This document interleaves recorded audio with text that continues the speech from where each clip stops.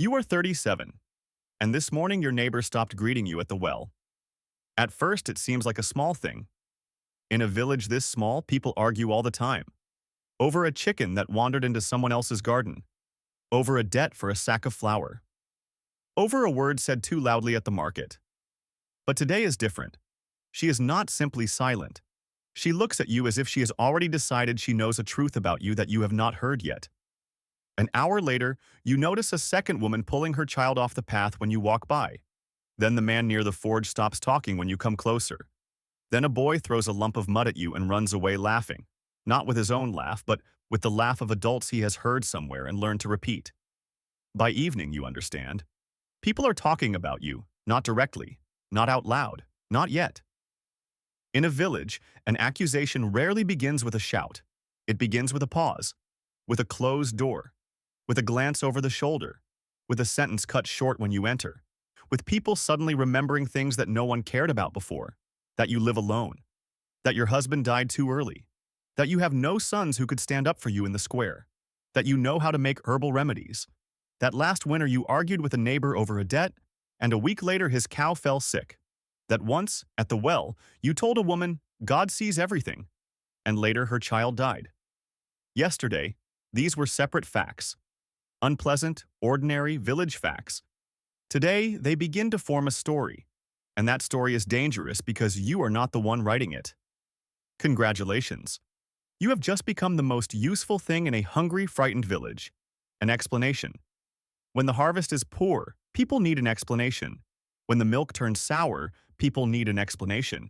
When a child dies from an illness no one understands, people need an explanation. When a man loses money, when a woman gives birth to a stillborn child, when the rain does not come for too long or comes too hard, someone has to become the reason. And if you are poor, alone, sharp-tongued, too old, too independent, too strange, or simply do not have a strong enough family standing behind you, that reason can become you. No one has said the word witch to you yet, but it is already coming for you. You did not wake up as a witch. You woke up as a woman with too little protection. That is an important difference. In a village of the 16th or 17th century, a person rarely exists alone. They have a family, a parish, neighbors, land, debts, a reputation, a place on the church bench, and people willing to say, she is one of ours. If you have all of that, rumor has a harder time reaching your throat. If you do not, rumor moves faster. You are a widow, or almost a widow, because your husband died long ago, went off to war, disappeared for work, or simply left you a house that feels more like a burden than protection. You have no grown son who can argue with men on your behalf, no wealthy brother who can pay a fine, hire a defender, or force the neighbors to be quiet. You have only your hands, a little land, a few chickens, bundles of dried herbs, and the habit of surviving where other people call it stubbornness. And that is already enough. The village does not like women who survive too well without male permission. If you are quiet, you are secretive. If you answer sharply, you are wicked. If you help heal people, you are suspicious. If you refuse to help, you are vengeful. If you ask for a debt to be repaid, you are greedy. If you are poor, you are jealous. If you avoid people, you are strange. If you visit too often, you are interfering in other people's lives. There is no correct way for you to behave. That is the trap. The neighbors begin to remember the past, not the whole past, only the useful parts. The time you asked for flour and were refused. The day you stood by the fence looking at another family's field. The argument at the well. The cow that stopped giving milk. The rain that did not come. The illness that took a child. Everything that used to be chance now becomes a chain. People love chains. They make chaos easier to understand. The priest speaks of sin. The village headman speaks of order. The neighbors speak of fear. But underneath all of it are simpler things. Hunger, debts, envy, death. No one knows how to explain, and the need to find a face people can hate instead of feeling helpless. You fit perfectly. You are close enough not to be a stranger, and weak enough not to be dangerous to your accusers. That is how a witch is born, not from a pact with the devil, from a village that needs someone to blame. The next day, soldiers do not come for you. No judge, no executioner. At first, it is your neighbor. She stands at your door with the face of someone trying to look kind while already carrying an accusation. She asks about the herbs, about the cow, about the words you said a month ago, about why you were by the stream after sunset. She says she does not want to think badly of you. People always say that right before they begin thinking badly out loud. Then a second woman comes, then a man from the headman. Then someone says, the priest wants to speak with you. That is how rumor becomes procedure. They ask whether you know how to heal. You say you know how to brew herbs, the way your mother taught you. It sounds innocent until it is written down by someone else's hand. They ask whether you argued with your neighbor. You say yes because he owed you money. That is written down too. They ask whether you told a woman at the well that God sees everything. You say you did. Now it sounds like a threat. You quickly understand the questions are not looking for truth. They are looking for a shape into which fear can be poured. The village begins collecting testimony. Suddenly, everyone has seen something. Someone saw you talking to yourself. You were praying, but that no longer matters.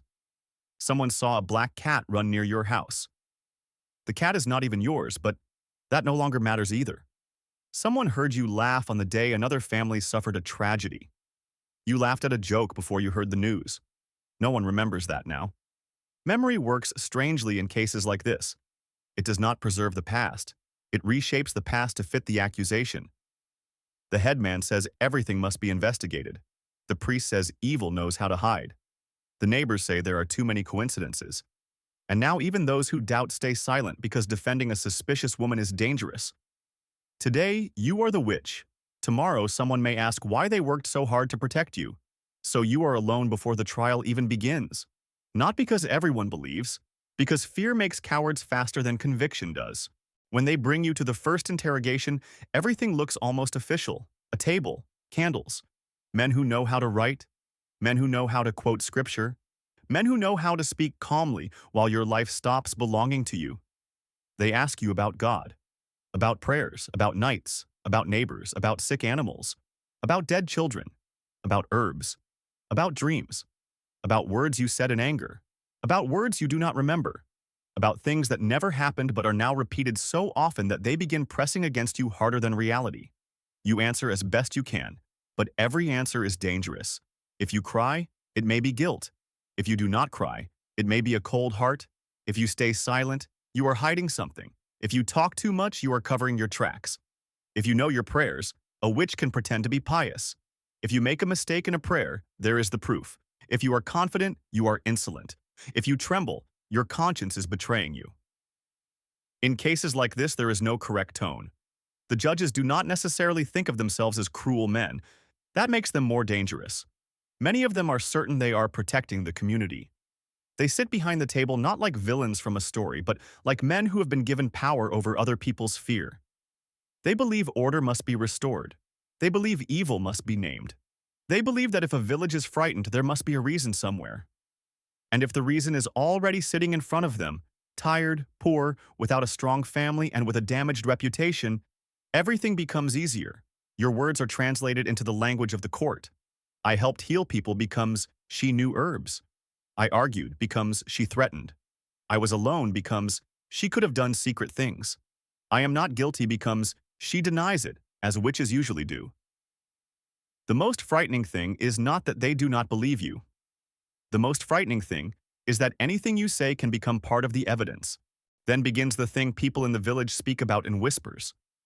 They examine you. Not because you are sick, not because they want to help you, but because once people begin believing in witches, they begin looking for proof on the body. Moles, scars, marks, old traces of illness, anything that yesterday was simply part of life can now receive a new name, a sign, a mark, a trace, evidence. You stand before strangers and even your body no longer belongs to you. This is not only humiliation, it is a way to break the boundary between you and the accusation. As long as witch was only a word, there was still something to argue against.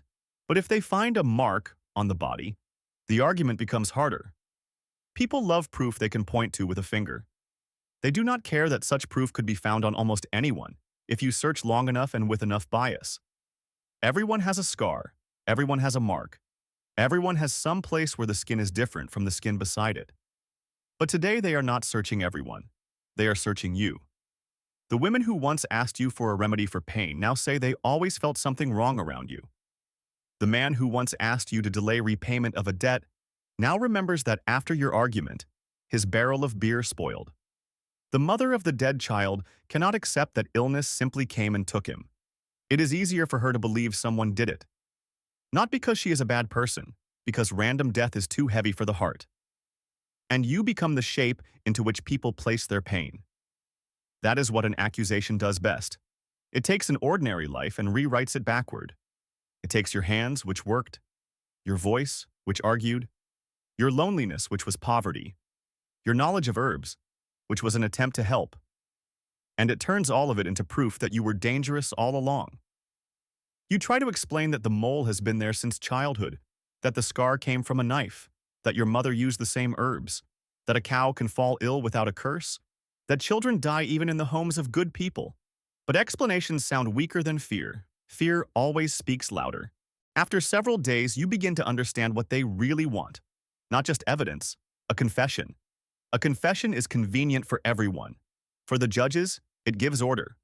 For the priest, victory over evil. For the neighbors, certainty that they were right. For the village, an explanation. If you confess, the world becomes understandable again. The illnesses did not come for no reason. The harvest did not fail for no reason. The child did not die for no reason. All of it can be placed at your feet and called a closed case. But for you, confession is a pit with no bottom. If you do not confess, they say you are stubborn. If you confess, they ask who else was with you. If you name no one, they do not believe you. If you name names, other lives begin collapsing beside yours. That is how fear multiplies. One accusation gives birth to a second, the second to a third. The village begins devouring itself and calls it purification. At first, you hold on. You say you are innocent. You repeat your prayers. You ask them to bring people you helped. You ask them to remember that you treated children, not harmed them. But no one came here to remember the good. The good does not fit the case. Then come the nights, the cold, the loneliness, the sleeplessness, the voice asking the same question again and again. Men telling you that your denial only proves your connection to evil. You begin to grow so tired that truth stops being a firm wall and becomes a heavy stone you can no longer hold. Here's what people often misunderstand about confessions in cases like this. They do not always appear because the person is guilty. Sometimes they appear because the person can no longer endure a process that demands the impossible, to prove that they are not the thing everyone has already decided to call them. And if you finally say what they want to hear, they will write it down as truth, not as exhaustion, not as fear, not as an attempt to stop the pain, as truth. That is how a document is created. That is how evidence is born. That is how, hundreds of years later, someone can open an old record and say, "But she confessed." Yes, she confessed. After the entire world around her had been built so that confession became the only exit left to her, when the case becomes public, the village changes. People who were afraid yesterday now feel relief. That is the unpleasant part. An accusation of witchcraft may be terror for you, but for everyone else it often becomes a cure for uncertainty. Now they have an answer. Bad harvest? You. Sick cow? You. Dead child? You. Arguments? Debts? Fear of winter? Strange dreams? Milk that soured too quickly? All of it can now be connected to you. Not because the connection is real, because it is useful. People begin telling stories with more confidence. What yesterday was, "I thought I saw," becomes, "I saw." What was rumor becomes memory. What was resentment becomes testimony. A woman who was afraid to say something first now speaks loudly, because the crowd is on her side. A man responsible for his own debts now says your envy ruined him. The accusation frees people from responsibility for their own lives. That is its power. The priest speaks of repentance. The judge speaks of order. The headman speaks of the safety of the village. No one speaks about the fact that your house may now be taken. No one speaks about who will receive your things. No one speaks about the old debt that now may never have to be repaid. No one says that an accusation is sometimes very useful to those who support it. History likes to portray witch hunts as madness of the crowd. Sometimes that is true, but often it is simpler and dirtier. There is property here, land, debts, envy, old resentments, family conflicts. Men who dislike a woman who speaks too directly. Women who need a way to explain their own grief. Power that needs to show it can control invisible evil. And you stand in the center of all of it, like an empty space into which everyone brings something of their own. That is why an accusation is so hard to stop once it has begun. It feeds too many people, some with fear, some with power, some with revenge, some with relief. By the time of the sentence, you almost no longer recognize your own life. The house where you lived is now described as a place of dark deeds, the herbs hanging from the ceiling as signs of evil knowledge, night walks as secret meetings, arguments as curses, prayers as pretending, silence as stubbornness. Everything that was yours has become someone else's story about you. The court speaks calmly.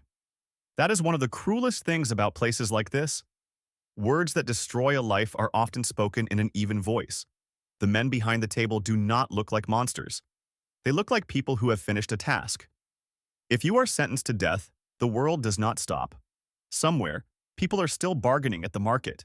Someone is baking bread, someone is fixing a roof, someone is arguing over a goat. The village continues living, and that almost feels insulting. You thought that when your life was finally taken from you, the air would change. It does not. If you are banished, that is almost death too, only stretched out. Where will you go? Who will shelter a woman with a name like yours? Who will hire you? Who will buy your herbs? Who will allow you to live near children? You may walk down the road, but the accusation will travel ahead of you faster. If they leave you alive after confession, life still does not return. People will look at you differently. Doors will close earlier. Children will point. With every new misfortune, your name will rise again. A woman once accused rarely becomes simply a woman again. That is the trap. Even if you survive, the accusation can live longer than you. It becomes part of village memory. It sticks to your house, to your belongings, to your family, to your daughters, if you have them. People may forget the details, but they will not forget the word. Years later, someone will say, "That is the one," even if no one remembers how it began. The sentence is not only a decision of the court.